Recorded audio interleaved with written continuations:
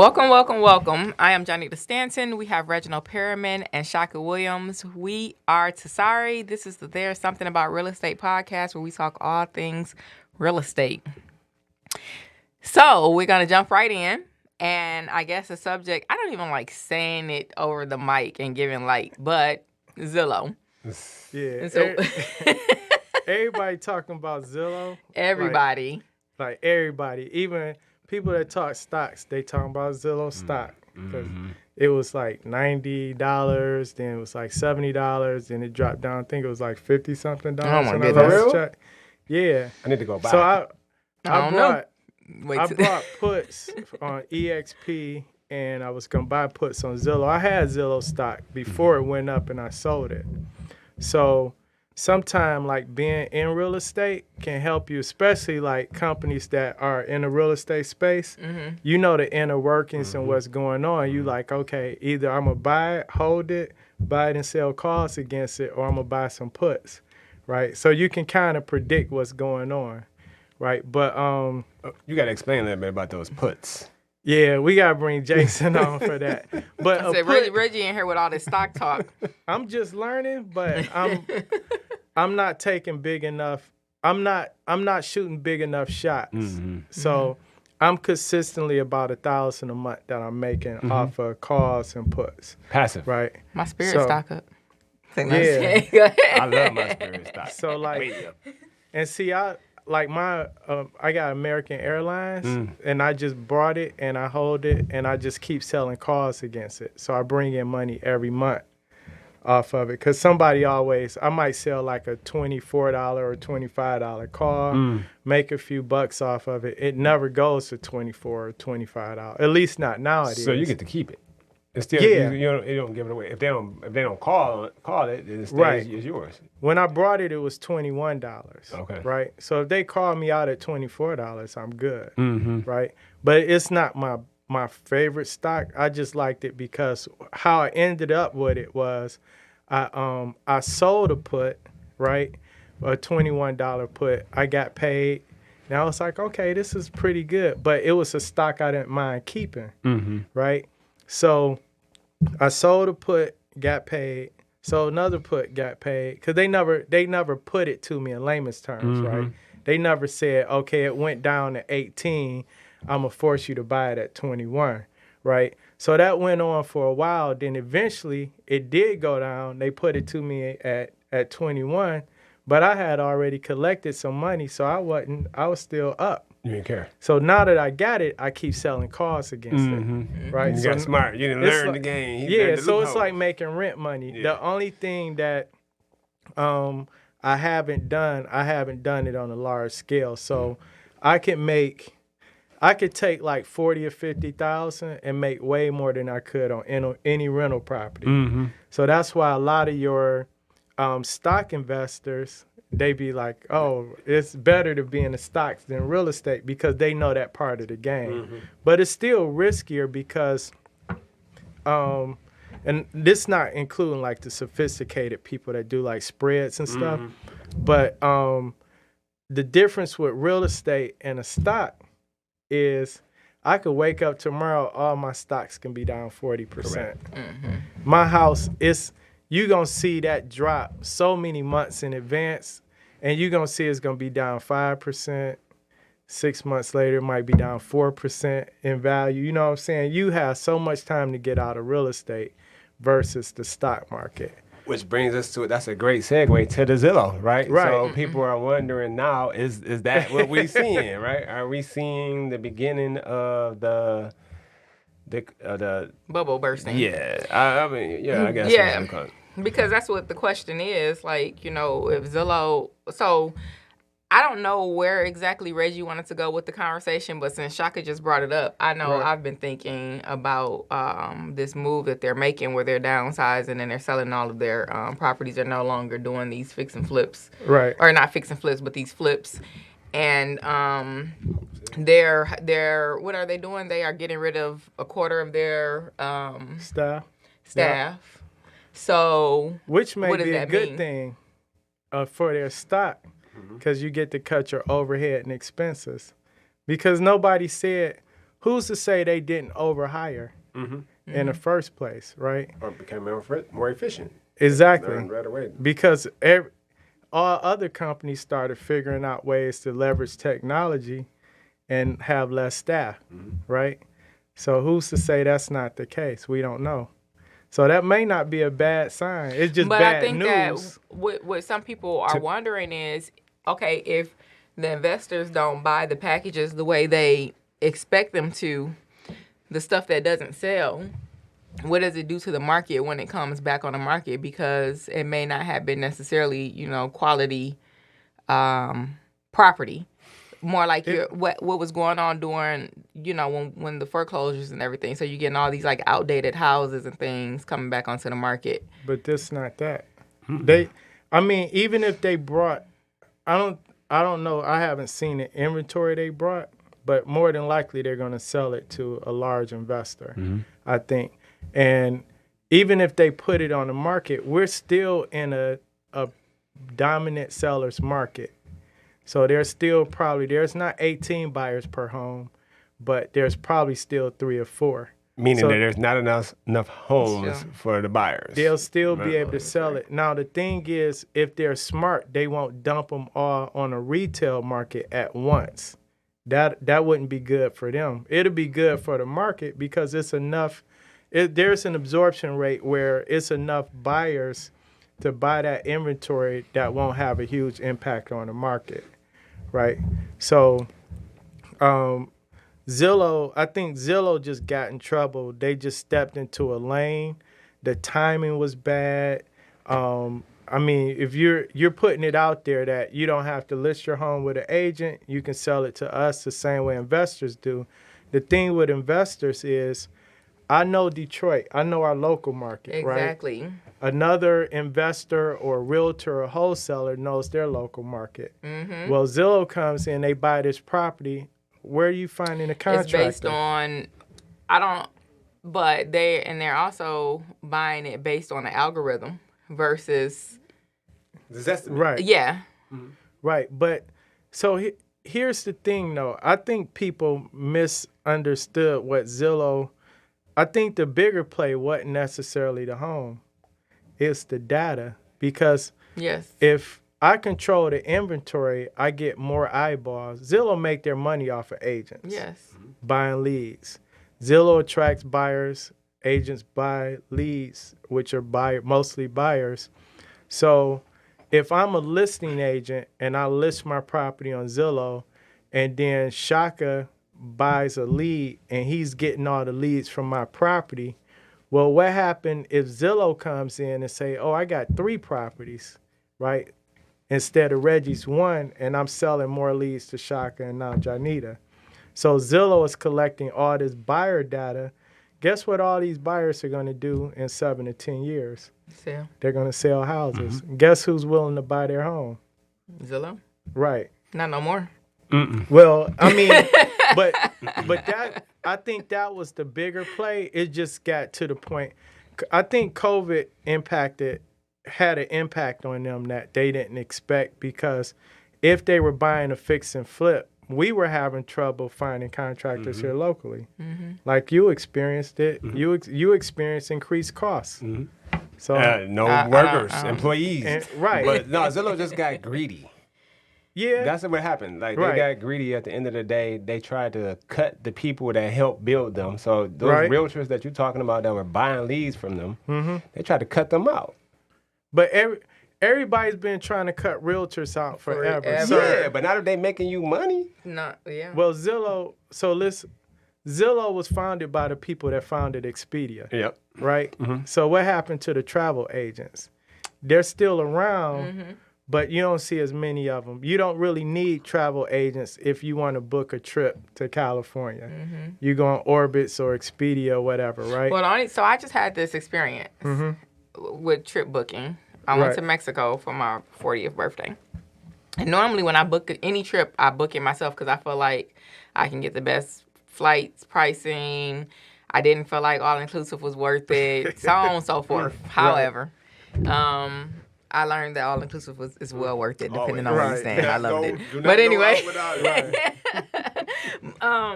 But the reason why I ended up hiring a travel agent this time is just because I didn't want the headache.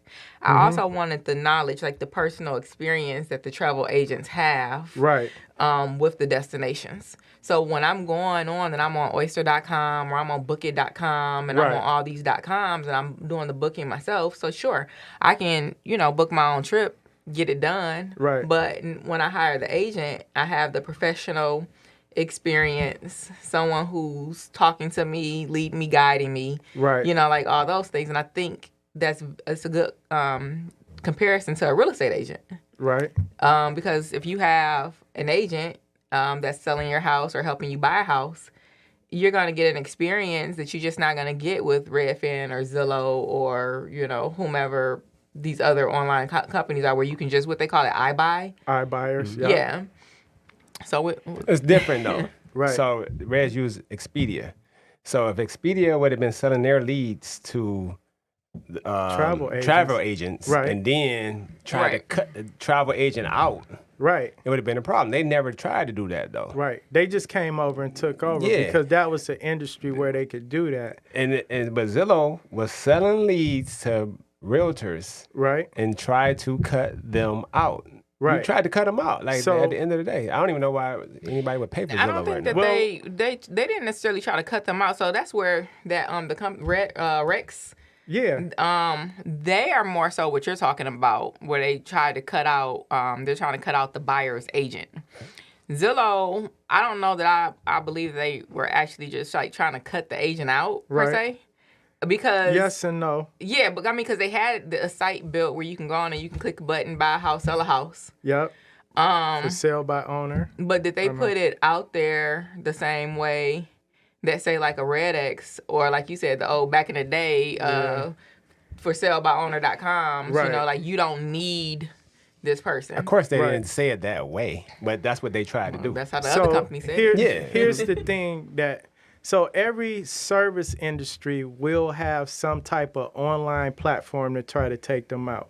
So, you don't need an attorney to prepare your will or your business docs. Go on LegalZoom, right? Yep. But an attorney's like, what the hell is this? You know what I'm saying? Yeah, you can do it, but when you die, guess what your family got to deal with, right? Yeah. So with Zillow, the original intent, we're going to sell leads, and that came because realtors didn't adapt to the technology to online marketing, right? We were still just doing local newspaper, homes magazines. Because our MLS, I mean, it's kind of new in a way, the whole online internet thing. That used to be a book with dividers. Right. And, so I think when the MLS came into play in a digital format, even for me, I'm not even, that old in real estate, but it was still like a big transition. Yeah, because here's how, there were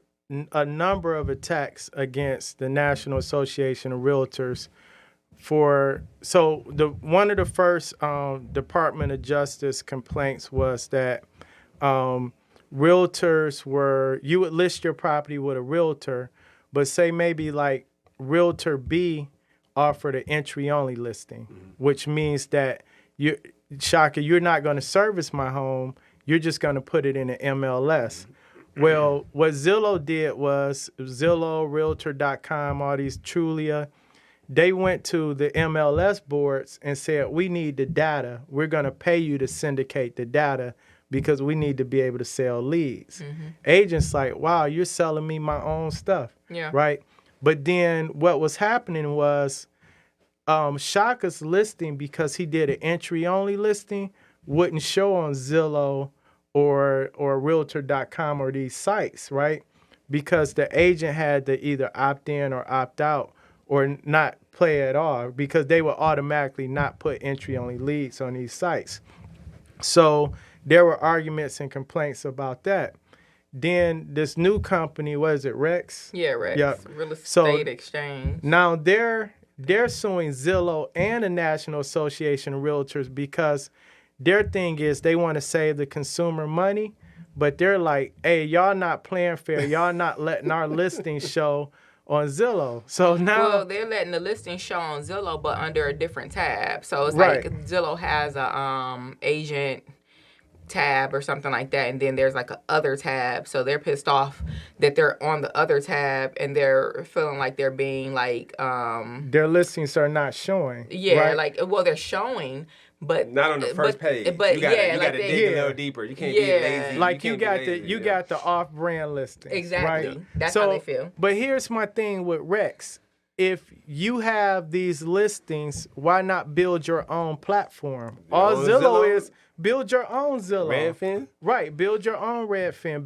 Zillow wasn't there before Realtor.com. They built it. So my thing is, everyone's saying the consumer this, consumer that. The consumer can pick any realtor they want, whether it's a discount broker or a full service broker.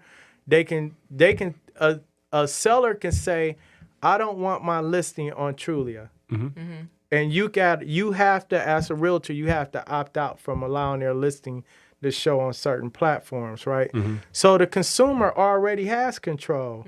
But if you come in as a discount broker and you say, we want our listings to show up on Zillow, Zillow has real estate broker license in several. So let me step back a bit. So Zillow went from the syndication, just like Realtor.com. When I put a listing in the MLS, it automatically goes to Zillow, Realtor.com, and several other sites, right? Then there were issues. Well, some of these third-party companies wanted all the data at the same time because some of that information wouldn't hit their feed for 2 or 3 days. So buyers would call and be like, hey, I want this property. And you're like, it's pending. Right? That's because they're not getting it in real time. So some of these companies got smart and said, hey, we're going to go get real estate license in all these different states so we can be a member of the board and get access to the MLS. Had the IDX go straight to... Right. Yeah. So they don't have to. They had the same thing as us. They was just like a So Zillow has a broker's license in Michigan and probably 30 other states. Right. Most people don't know that. So now they have immediate access. They have the same data as realtors. Then they went into certain states, and that's the other thing. They wasn't buying home in all states. First, they were beta tested in certain states. So they're probably not going to have $30,000 properties, right, in their portfolio. So, and then they had some homes listed, they said listed, owned by Zillow, right, where buyers can go to them direct and buy, but agents could still sell them. So it's basically a for sale by owner. I never seen a problem with that from a business standpoint. It does hurt the realtors because you're paying your competition. But Zillow, I think the biggest things that Zillow did and some of these other companies did, these companies start buying Dotloop, where we keep all of our forms with all our buyer and sellers information, to e-sign. And using it. They start buying Showing Time, where we schedule all our appointments. So really the play was never really the homes. It was the data. And and the person behind, the company behind all of the data is CoreLogic.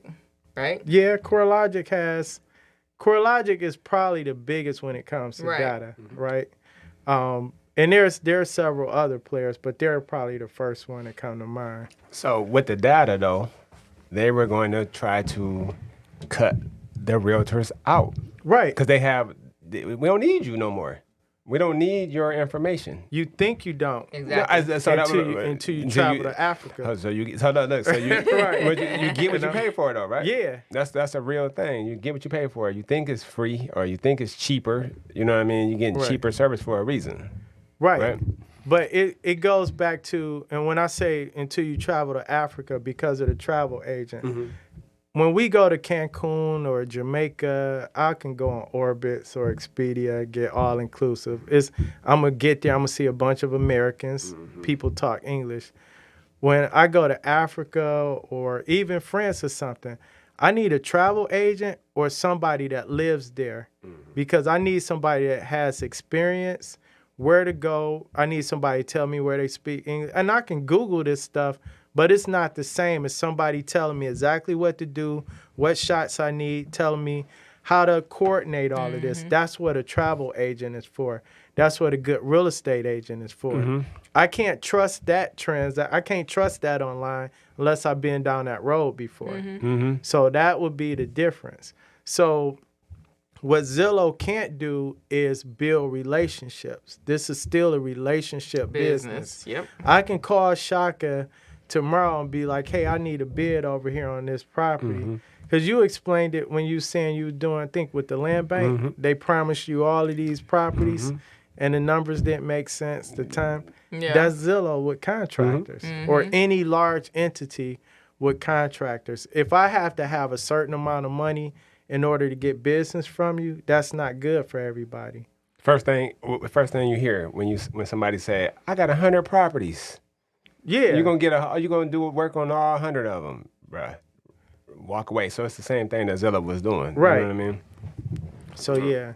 So Zillow overall is probably a good business model, just not in all areas. I think they should have stuck to advertising. And Zillow owns Trulia. A lot of people don't know that. We know that, but a lot of people don't know that. So when you searching Trulia, you're really searching Zillow. I tell people all the time that, when it comes to people do worry about the online presence when you're getting ready to go list, right? But the information comes from us. And if we don't put the information out there, or unless the seller goes and directly pushes the information out there, any of those websites that has it, they won't have it. Right? So, I don't know, but in terms of Zillow, and I want to talk about the lawsuit though more in depth with Redfin, kind of like, or RedX. I'm sorry, Rex. Yeah, whatever. I've been stumbling over my words all night. Right. And I have not had that much to drink. But I think that the companies are very different.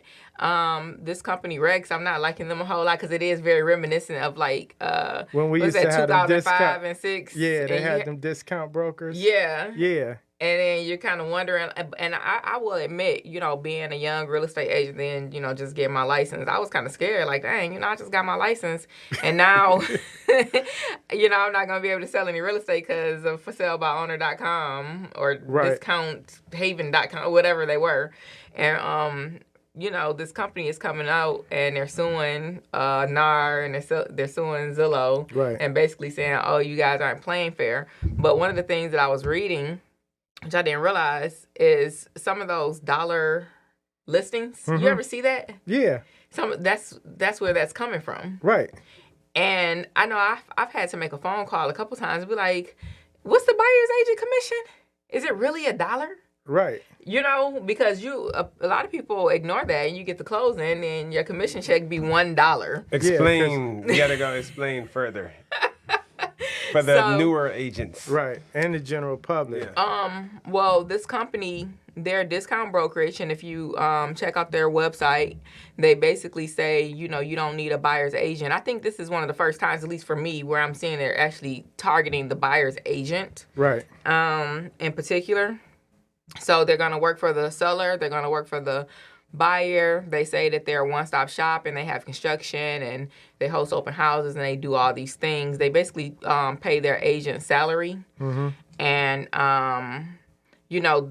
they still list on the MLS, and the way that they were doing that, they were going to a third-party company and co-oping. But so they're trying to avoid being on the board, right, and being part of the board and paying board dues and whatever it is you got to be part of the board. So what happened was when Zillow decided to get a broker's license and join the board and become part of the MLS, now Rex. Yeah, don't confuse them. Yeah, Rex, REX. They're pissed off now because they're being cut out. They got basically. outsmarted. Yeah, they got outsmarted, and so it's like they don't want to play fair. They don't want to play by the rules. They don't want to co-op. But they want their properties to show on the platforms the same way any other listing would show. They want their properties to show on all of the platforms.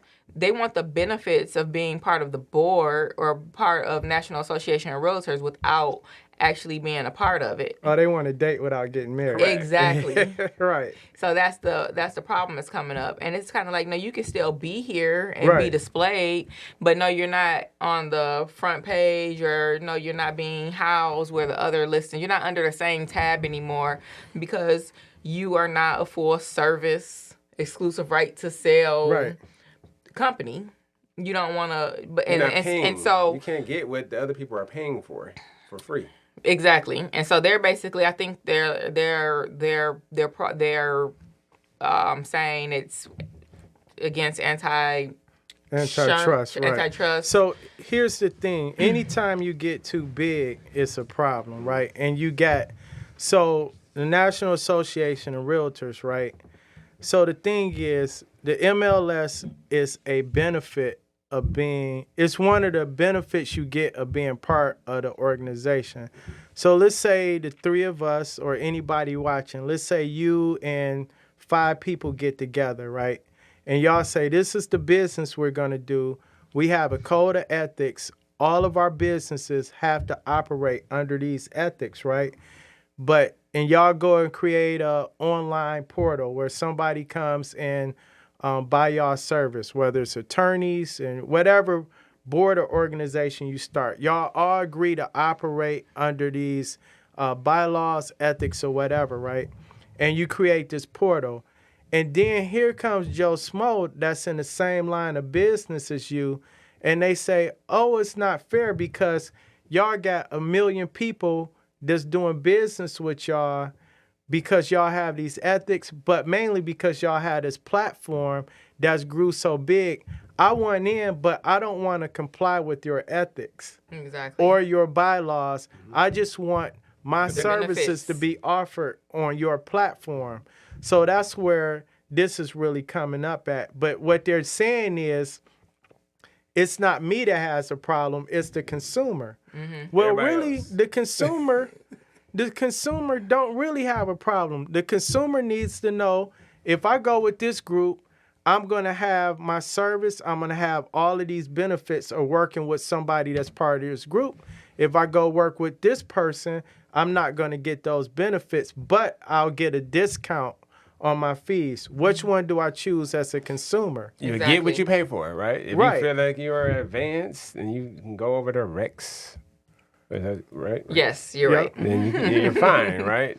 Because you got everybody thinks that real estate sells itself for real, right? That's not true, right? It's not, It's a lot of behind the scenes that come into our jobs, and I was watching someone online, and it was just saying like, yeah, I'm not gonna go. I think I say this enough on this podcast. I'm not going to work for free, right? Because I do. You spend a lot of time with a lot of individuals. I have to tell my family when I get home, like, look, I talk to I have 10, 15 other people a day that I'm talking to that I'm somewhat responsible for, because I'm helping them make the biggest decision, quote unquote, of their lives, one way or another, whether that's on the sale or what on the purchase. And so and people, they want you to show up in that space, and it's a big responsibility, right? And how does any of these online companies deal with that kind of thing? Like, I'd be curious to know how Zillow or Rex or Redfin, and I don't know, you know what I mean? Because I've never experienced them. I've never sought them out to sell a property or buy one. But, when somebody has a bad inspection, well, maybe not a bad inspection, but maybe they're not completely satisfied. So I just had a situation where I got my buyer $5,000 back in concession. She was paying all her costs. She has a very good job. She wasn't asking for anything. She loves the house, but I could tell she just wasn't quite satisfied because she's buying a newer build, like within the last 20 years. Right. But everything is dated with the house. So the roof is probably the same. No, the roof is newer, but the mechanicals are all, came with the house when it was built. When it was built, the deck is falling off, so on and so forth. And, I'm just kind of like, what do you want from me? Tell me.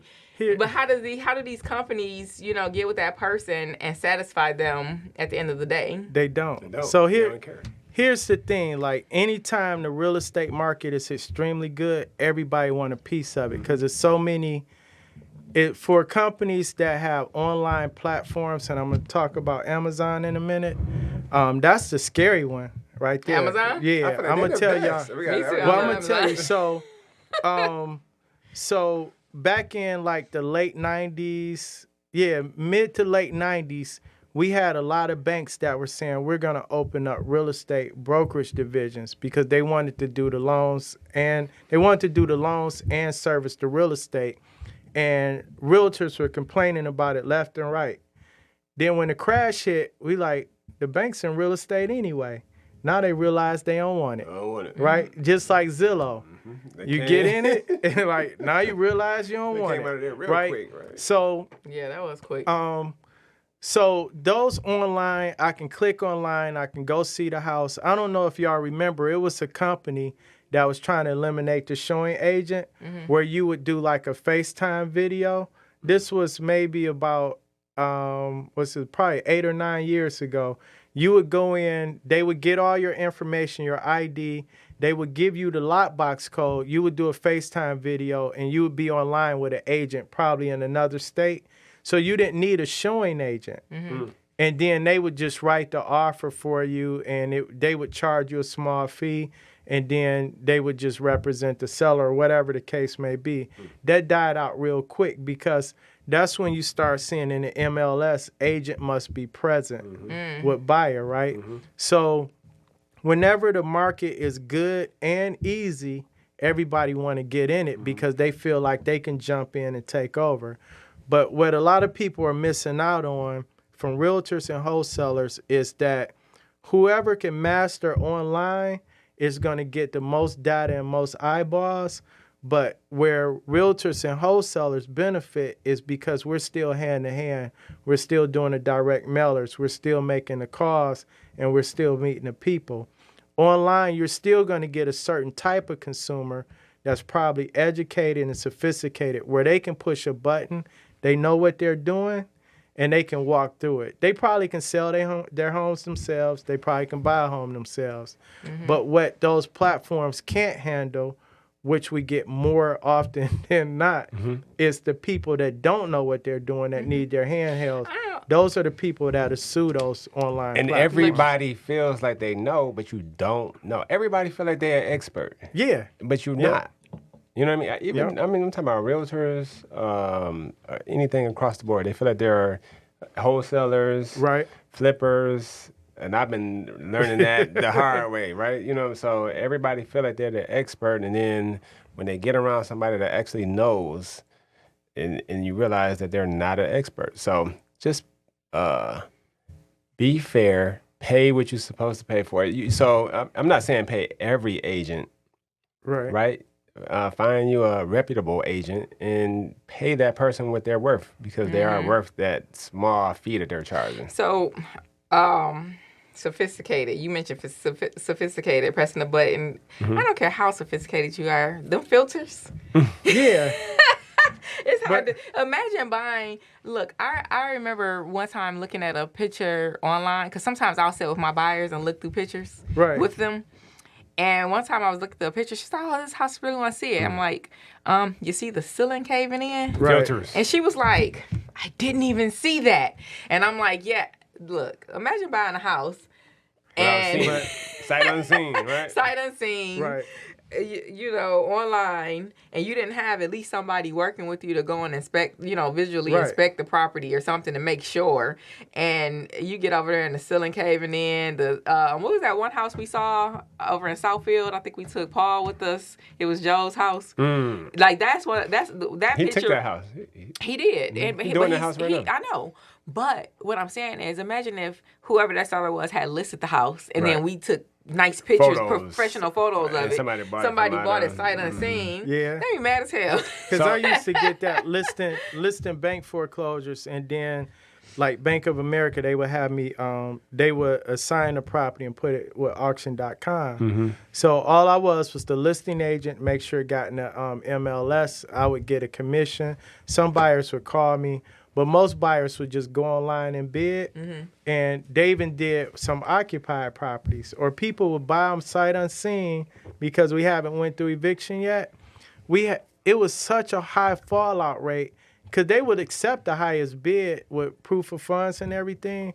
But a lot of these people wasn't closing. So it's like, how do you handle that amount of fallout when you got 7,000 properties in one state? So that's the importance of the relationship with the realtor. So I've had a few people buying from out of state during COVID where I had to go in without them. Right. And I videoed the property. Right. But I'm acting on their behalf, so I can come back and tell them. So they get the video and they see everything. I like everything. Then I can tell them though. All right, yeah, you saw this, but you didn't see this. Right. You know what I'm saying? Right. So that's where the agent working on your behalf works in your favor. Right. That's why you pay the agent. Yeah. Stop trying to be cheap.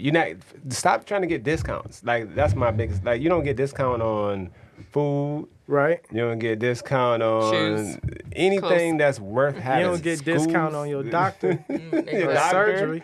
You know what I mean? You Your don't even attorney. ask them the Look, price. actually, I got a call for my appointment. She said if you pay before, your copay handle. She's like, you only have to pay $40 after your insurance takes care of your bill, but you get a 15% off discount. Pay $37 if you pay it in advance. I wouldn't even go to them.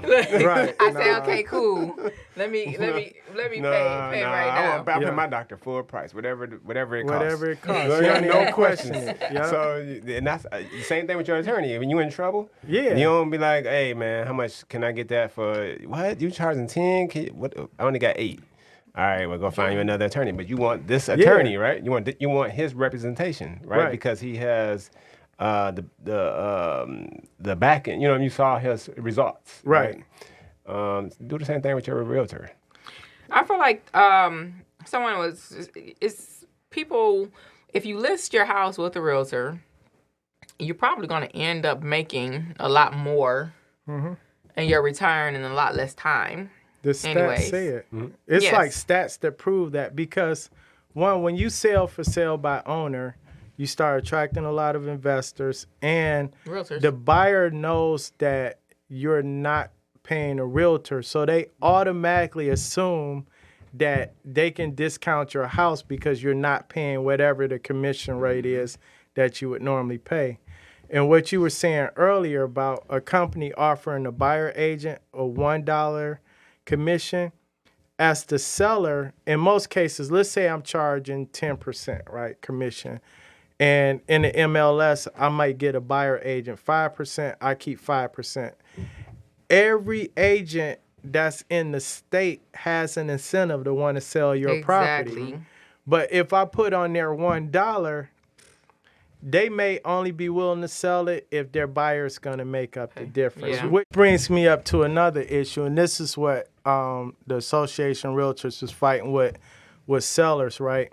So in your listing contract as a seller, and I want to make sure sellers understand this, whatever commission you're paying, there should be a clause in there stating what that your listing agent that's representing you, what they're compensating the buyer's agent, buyer broker. Because the conversation we're having, most sellers don't know that compensation will impact how many agents are really motivated to sell your home. So let's say you're charging 20%. You're paying your agent 20%, right, for example. And then the agent says, I'm only going to give the buyer agent 2%. But then another agent, you're paying 20%, I'm just using these numbers, says, I'm going to give a buyer's agent 10%. Motivation, business sense, everybody's going to, not only are they going to show their current buyers, they're going to try to find buyers out of the woodwork to come get a 10% commission, right? So it's not just the buyers that I have, it's what our agents going to do to generate new buyers. Everybody in there, oh, you heard about this? I know you're not looking to buy a house, but you should buy a house, right? Find this one for you. Go ahead, finish. Yeah, so the motivation is different. So as a seller, you need to know clearly what your agent intends to offer the co-oping agent. And if that's not made clear, you could be losing out because there are lawsuits where agents didn't submit offers or do something that was in the client's best interest. Didn't show the house. Didn't show the house, or the listing agent had other offers that were better fit for the seller but didn't submit them, right? So you need to have clear guidelines on what the process is going to be when you get multiple offers. How are you going to split your commission? I've had deals where I charged a percentage and I gave a larger share to the buyer agent because the house was harder to sell, right? So agents was coming to my house. My buyer really didn't want to look over here in this area, but it got the same square footage and bedroom, same price. I figured I might as well show it to him. No, what might as well? You wanted that extra commission, period. Right? And it just so happened a lot of times the buyers was like, oh, I'm getting all this for less money. It worked out for them. Right. So the agents, it attracted more attention to the agents, which attracted more attention to the buyers. A lot of the buyers count on the agents to act on their behalf, right, in their best interest, right, which is the issue with everything we've been discussing, right. But this is why, as a seller, you do not try to get a discount, because when you discount, you say, hey, you're gonna list my property for 5% or 4%. Sure, I'll list it for 4% or 5%, and I'm gonna split it. Right. With the buyer's agent. Right. You know, I'm not gonna get them 3 and I take 1 or 2, right? Or right. most agents, right? We see that based on what Jonnita's saying, right? Right.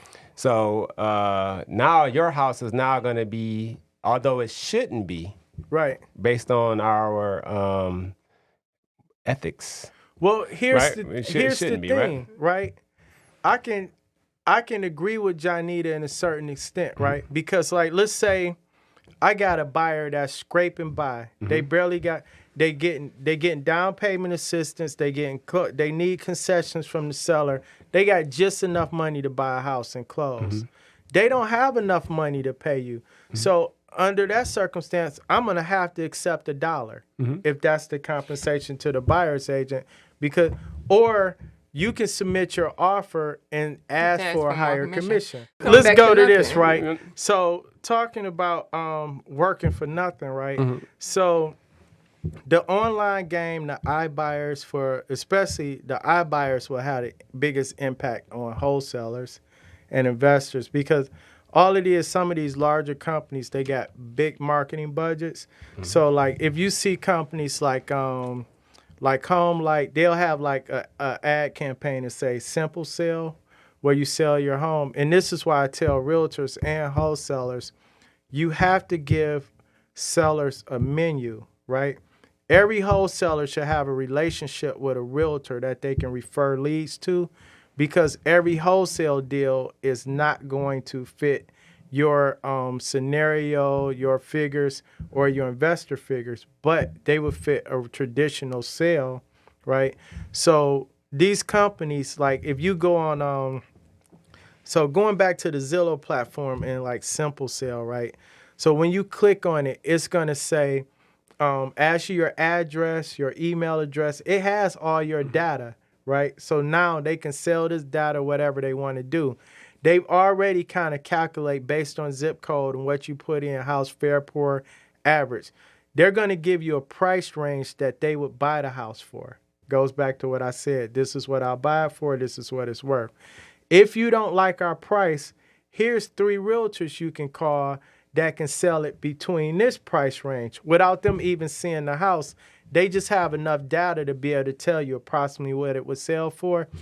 Now, what happens if you don't choose their price and you call the 3 realtors competing for that business. So we go out, we list the property, but guess who we got to pay a referral fee to? That company, right? So what we're trying to do as realtors is how do we compete with that person that went online in the first place when they already live in the area where we already marketing to? Is because the commercial was nice, it was on YouTube or whatever. So now you're seeing them players in the game where they are buying the homes, they already know the values, and they're making money off the realtor fees. So Zillow was going to beta test something like that, where instead of selling the leads, they would have a referral platform. Agents, if they're referring you listings, I would suggest probably take it, because You're paying that referral fee on the listing, but you get to leverage that listing because you're going to attract buyers. You're going to attract more sellers because you sold in that area. So you give up a little bit then. But the companies I don't like is there's companies out there that will have you compete based on your list price. So UpNest is one of them. We're naming names, right? So they have a platform similar, Sell Your Home Fast or whatever. They advertise. But then when they refer it to an agent, you have to put on there for buyers a rebate amount that you're willing to give back or the commission that you're willing to get. Most sellers are going to go with the agent that offer the lowest commission. So if I put on there instead of 7% or 6%, if I put 4%, I might get the listing, but I still got to pay that company a referral fee out of my portion of the commission. So everybody is attacking the commission structure, not realizing that real issue, the chase is to the data. So we have to decide on the professional realtor side, do you want to give up the commission so you can get to the data, or do you want to spend the money to get to the data? So that's the struggle. And then when you see all these companies, Zillow and Rex, everybody wants the data. They want their information out on these platforms. But what nobody is saying is, how do I build my own platform? Because Zillow started from somewhere. Realtor.com started from somewhere. Trulia started from somewhere. You see what I'm saying? So and you build it, Zillow will buy it. So listen, right. Quality, right? So I hear this. I'm the same way on the construction side. Right. I'm not saying no names, but I met with somebody yesterday, right? And I was trying to hire, and you're like, why would I come work for you? Right. So I'm like, well, maybe it may not be a situation you want to be in. Maybe it doesn't work for you. But then they come back and told me they're doing $3,000 bathroom remodels. You know what I'm saying? All right, you doing? I won't even look at a $3,000 bathroom remodel. Right. I'm not even. You called me and tell me your budget $3,000. I'm sorry, you got the wrong company. Right. So as a realtor, and if you have a high quality, like you're not, there's certain things you're not gonna do. I'm not negotiating my value. Right. Now, you have a lot of these. I understand you have new realtors and people that aren't making money in real estate, and they're gonna do it at a discount. Right. It's a reason for that. You know what I'm saying? Right. You get what you pay for. So I think my message here is, if you're a seller and you're trying to pay less than the minimum, or less than less than the norm, the normal 6% commission, right? Right. You should think about that. Lawsuit right there. Yeah. No lawsuit on me. I'm just saying. I said you should think normal. He's used. It is 6% is the norm. It's not the norm. What's the norm? There's no norm. It's whatever you negotiate. But I'm saying, if we went and did the data. So hold on. Let me ask you this. Don't even go into that. There's no normal. Okay. I got you. So let's say that we did this though. Right. Let's say that we went and tracked. We went and pulled the data. Right. And we tracked what the commission percentage was on average. Maybe on average, what would we say it was? Whatever that amount is. I get it. It could be different. We understand it could be different. Right. It differentiates. Right. But if we went and got the average, right, what would it be? The average. I'm talking about the average. 100% of what I charge. You get what right. But I hear what you're saying. But we know what. So if we went in, if we put 100 deals, right, and we said, what was the commission on 100 deals? All right, 70-something% of them deals is going to be a certain percentage, right? 20%. No, right. But I hear what you're saying. Listen to what I'm saying, because this is a fact. Because we can actually go put this data on this. It's not. It's not my opinion. So basically, there's an average based on area and all that. Mm-hmm. You can come up with what the average commission is. Mm-hmm. So where I hear you, where you're going is that if that's the average, the consumer shouldn't expect to want to pay a discount on that. If all the success of sold homes in the area, if they sold for this amount they paid a service for this amount. They paid the agents this average amount, and you're looking at average stats for price, commission, condition, square footage. Why would you do anything less than average? And that's it. Compensation, condition of the home, price of the home, everything. Simple and plain. So right? You try to go below average, you're gonna get below average results. Right, and that makes sense. So let me talk about the scariest thing I ever heard for real estate, as far as data is concerned. I think this was just before 2020. It wasn't as scary, but it could have been potentially scary depending on how the companies involved. So Amazon was proposing something where they were going to have like a real estate type service if you wanted to buy. So it was like a rewards program. So if you went through their platform or their service, you would get like, say for instance, if you sold a prop, and it may be active now, they probably just didn't promote it. But let's say you sold a home for $200,000, you would get like $3,000 towards Amazon credits or something. You sold a home for $300,000, you may get $4,500 in Amazon credits. And what Amazon was going to do was refer these people to realtors and charge a referral fee. So technically, Amazon wouldn't be giving away this money. They're making it from the referral fees from the agents, right? So the agents get the buyer lead or whatever, right? So it's a problem, but then it's not. So what people, again, this goes back to the data. The scary part about that is Amazon already knows all our habits, right? Most out of everybody, right? Yep. They know your habits. They probably know if you're going to buy a home based on your last 10 purchases, right? And if they have all your data, when you go back to sell the home, they're going to know that in advance. We already got refrigerators talking to us. You don't think that's collecting some data, right? So, Alexa tell everything. And that's the other thing. So you have these devices in your house that you're talking to that's overhearing conversations. Just like on your phone, you talk about something, now you see the ads for it. So you sitting down in a house, you're like, this house too small. All of a sudden, you got a realtor calling you like, I just got at 9 p.m. Yeah, see what I'm talking about? Oh, yeah, see? Because we talking about it. They watching her. Forget the feds. I'm worried about Amazon and Google, right? So with Amazon being able to have that play, the issue is, do realtors buy into it? Or do realtors say, like I do, I give people closing gifts, and then after I have client appreciation events, everything to keep in touch with them. Over time, it may equal up to $3,000, right?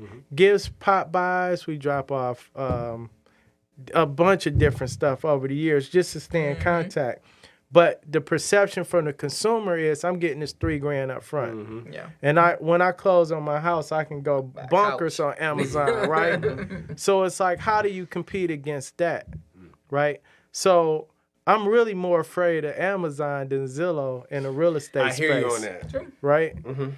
And I love Amazon, but they are so I'm like a super Amazon user. Right. Right. They all over That's my the house. problem. Right. See, people. My husband was at the Nike store trying to buy our son basketball shorts, and they didn't have his size. And I'm like, Amazon? Right. What are you doing? Don't even go to the store. And see, Zillow will only get you when you ready to act. Right. So when I go to a car dealership, when I show up, but imagine if somebody knew I was going to buy a car 3 months before then.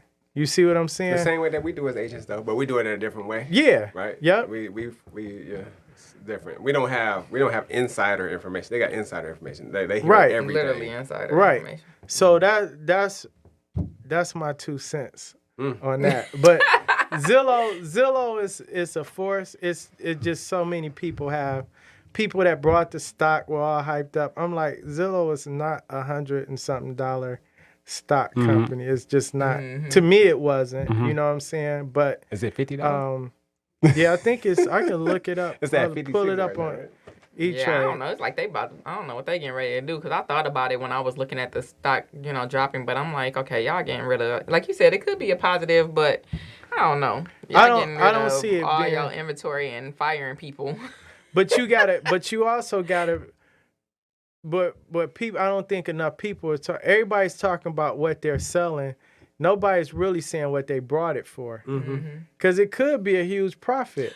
Well, they saying it's small margins, so it's just supposed to be like, quantity over time gains. Yeah, because they were trying to control the market and had the data because they had the inventory. Because keep in mind, we were in a low inventory market.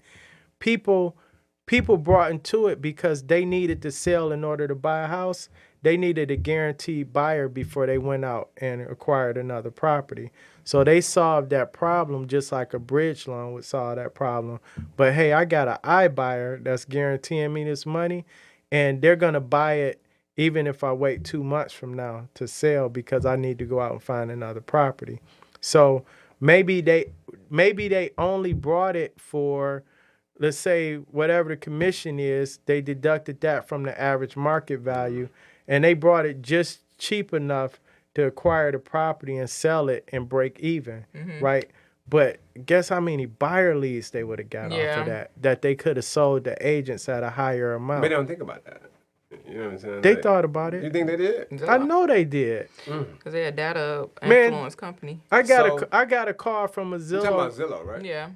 I got a call from a Zillow rep one day asking me was I going to renew like my zip codes. This wasn't the sales rep. This was somebody else that was like involved with something with their company. Retention or something. Yeah, well, no, this has something to do with the stock side. Oh, okay. Because you buy these zip codes and you buy them like in 6-month commitments and stuff like that. So they were calling around. This was around the time when everybody thought we were all on lockdown. They were like, hey, we need to know how many people plan on renewing because this is going to affect our earnings, which in turn having an impact on our stock, right? Fortunately, most people, real estate was started booming, and more people, everybody was at home. What else you gonna do but look online? You look at Zillow. You seen it go up just like Zoom went up, right? And then you start seeing it ease back down. But now this news just made that gap. If you look at their chart, you'll see that drop down in that gap right there, which I would have had to put. Wish I had to put on that. It's $66 right now. Well, guys, we're getting put out. All right. We've Summary. been here a long time. Zillow. What? So in all be all, Zillow summarize. was greedy, and then when you get greedy, that's what happens to you.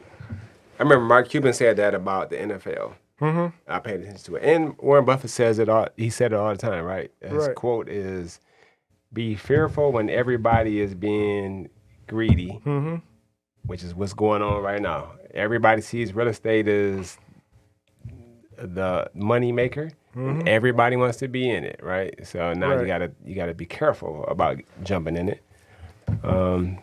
That's my 2 cents. All right.